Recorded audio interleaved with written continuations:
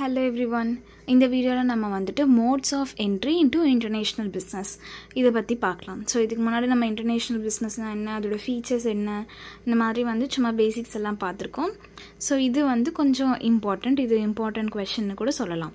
So அதனால வந்துட்டு பாருங்க இத வீடியோல இருக்க descriptionல மத்த வீடியோஸ் எல்லாம் பார்க்கணும்னா செக் பண்ணி பாருங்க. ஓகேவா? சோ ஃபர்ஸ்ட் வந்துட்டு என்ன இருக்கு அப்படின்றத பார்த்தலாம். Exporting number 1 first point வந்துட்டு exporting னா நமக்கே தெரியும்.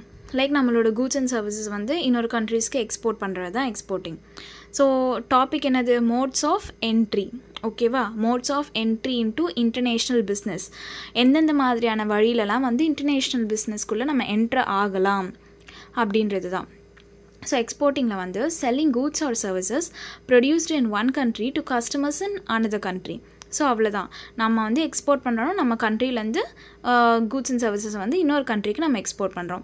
ஸோ இதில் என்ன டைப்ஸ் இருக்குது அப்படின்னு பார்த்தீங்கன்னா, டைரக்ட் எக்ஸ்போர்ட்டிங் இருக்குது, இன்டைரக்ட் எக்ஸ்போர்ட்டிங் இருக்குது. ஸோ டைரக்ட் எக்ஸ்போர்ட்டிங்னா ஒன்றும் இல்லை, டைரெக்டாக வந்துட்டு selling directly to foreign customers. இப்போ என்கிட்ட வந்து கூட்ஸ் அண்ட் சர்வீஸ் இருக்குன்னா நான் டைரெக்டாக வந்துட்டு அதை அவங்களுக்கு சென்ட் பண்ண போகிறேன். பட் இன்டைரக்ட் எக்ஸ்போர்ட்டிங்னா using intermediaries like agents or export houses. அப்போ வந்துட்டு இன்டைரக்ட் எக்ஸ்போர்ட்டிங்கில் நம்மளால் டைரெக்டாக சென்ட் பண்ண முடியல, பிகாஸ் ஏதோ ஒரு இஷ்யூஸ் இருக்கோ, இல்லை நம்மளால் டைரெக்டாக பண்ணுறதுக்கு நம்மளுக்கு ஈஸியாக இல்லை அப்படின்னா நம்ம வந்து இன்னொரு ஏஜென்ட் வச்சு நம்ம வந்து சென்ட் பண்ணுவோம். இப்போ நீங்கள் மோஸ்ட்டாக எல்லாத்துக்குமே வந்து ஒரு ஏஜென்ட் வச்சுருப்போம் கரெக்டாக. இந்த மாதிரி வந்து இந்த விஷயம் ஸ்மூத்தாக போகணும் அப்படின்னா வந்துட்டு ஓகே அவங்க அந்த விஷயத்தில் எக்ஸ்பர்ட்டாக இருக்காங்க அப்படின்னா அவங்கள வந்து நம்ம யூஸ் பண்ணிப்போம். ஸோ அந்த மாதிரி தான் வந்துட்டு இன்டைரக்ட் எக்ஸ்போர்ட்டிங். பிகாஸ் இன்னொரு தேர்ட் பார்ட்டி வந்து இன்வால்வ் பண்ணி நம்ம வந்து இந்த ட்ரான்ஸ்ஃபர்ஸ் எக்ஸ்சேஞ்ச் எல்லாம் பண்ணிக்கிறது இன்டைரக்ட் எக்ஸ்போர்ட்டிங். ஸோ எக்ஸாம்பிள் என்னன்னு கொடுத்துருக்காங்கன்னா, an Indian textile company exports garments directly to retailers in the USA. So இதுதான் வந்து எக்ஸ்போர்ட்டிங்.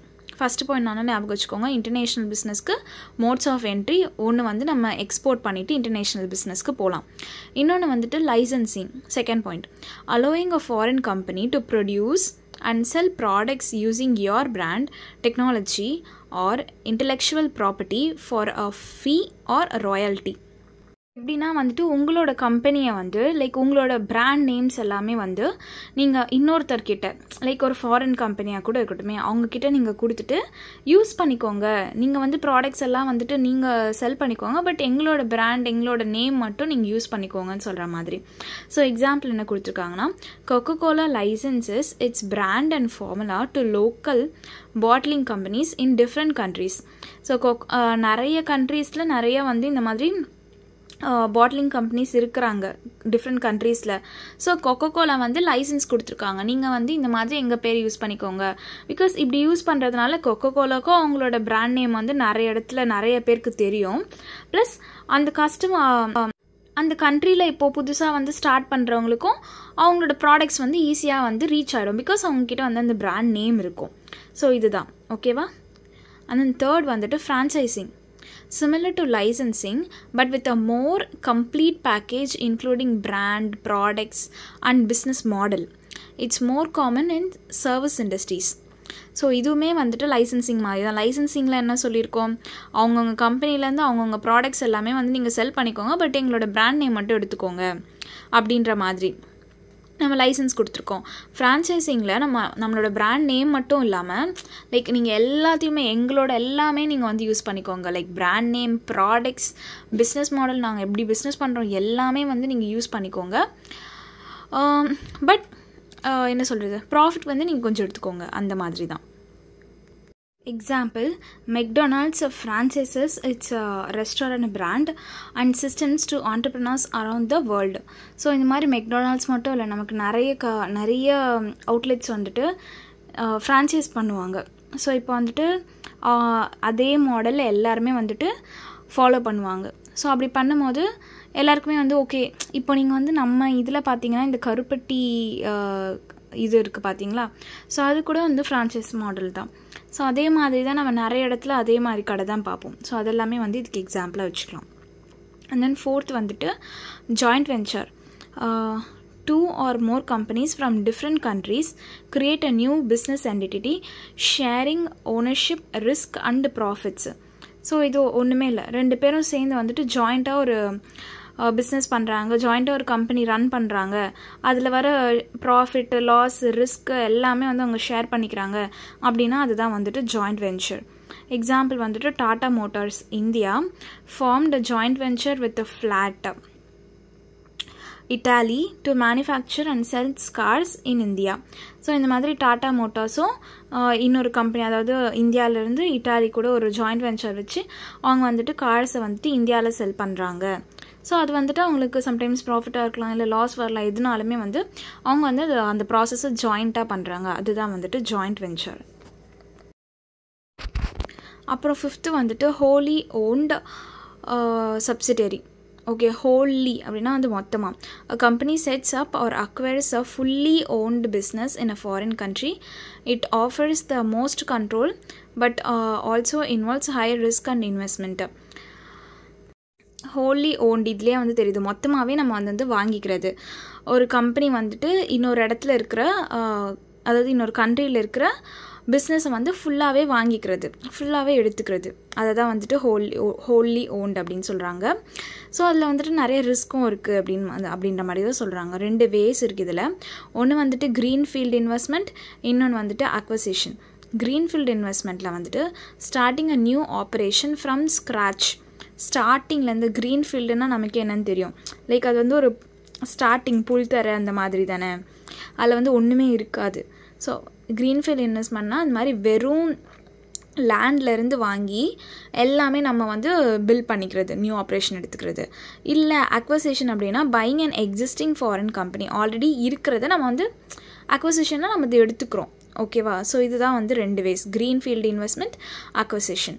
ஸோ எக்ஸாம்பிள் என்னன்னா வந்து Toyota building its own manufacturing plant in the US.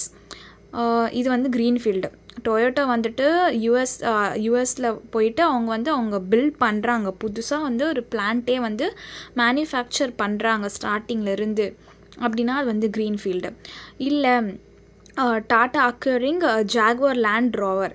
So already இருக்கிறத வந்துட்டு நம்ம அக்யூர் பண்ணிக்கிறோம் அப்படின்றது தான் வந்துட்டு acquisition.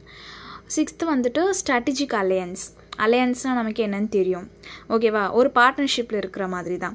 So agreement between companies to cooperate in specific areas like technology, R&D or marketing without forming a new entity. So புதுசாக எதுவும் இல்லாமல் அவங்க 2 பேரும் வந்துட்டு எல்லாத்தையும் வந்து ஒரு அக்ரிமெண்ட்டுக்குள்ளே வந்து ஷேர் பண்ணிக்கிற மாதிரி. ஸோ கோஆப்ரேட்டிவாக அவங்க வந்து ஒர்க் பண்ணுற மாதிரி இந்த டெக்னாலஜிலேயோ இல்லை R&Dலேயோ எல்லாத்தையுமே வந்து அவங்க ஸ்ட்ராட்டஜிக் அலையன்ஸ் வச்சுக்கிறாங்க. ஸோ எக்ஸாம்பிள் வந்து Starbucks formed a strategic alliance with Tata in India for sourcing coffee and operating stores. So Starbucks வந்துட்டு அது வேறு ஒரு கண்ட்ரிலேருந்து வர இது தான். ஸோ அவங்க வந்துட்டு நம்ம டாட்டாவோடு சேர்ந்து காஃபி எடுத்துக்கிறதோ இது ஜஸ்ட் ஒரு எக்ஸ்சேஞ்ச், ஒரு நல்ல ஃப்ரெண்ட்ஷிப், இதை தான் வந்துட்டு அலையன்ஸ்னு சொல்கிறாங்க. ஸோ நீங்கள் எங்களுக்கு இதை கொடுங்க, நாங்கள் உங்களுக்கு இதை பண்ணுறோம், அந்த மாதிரி. ஸோ இது வரைக்குமே வந்துட்டு 6 பாயிண்ட்ஸ் பார்த்துருக்கோம். ஓகேவா? ஸோ அந்த 6 பாயிண்ட்ஸுமே வந்துட்டு ஷார்ட்டாக இங்கே கொடுத்துருக்கோம். என்னென்ன பார்த்துருக்கோம்? Exporting, licensing, franchising, joint venture, wholly own subsidiaries, strategic alliance.